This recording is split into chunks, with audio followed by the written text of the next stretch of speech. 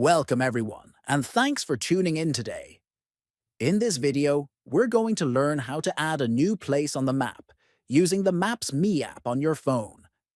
This tutorial will help you contribute to Maps.me by adding useful locations like apartments, banks, or artworks. First, open the Maps.me app on your phone.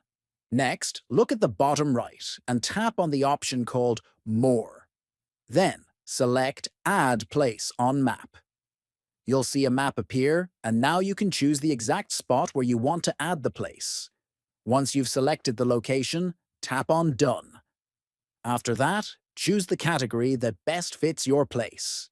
It could be something like an apartment, a bank, artwork, or any other category that describes your location. Then, click on Save at the top right corner of the screen.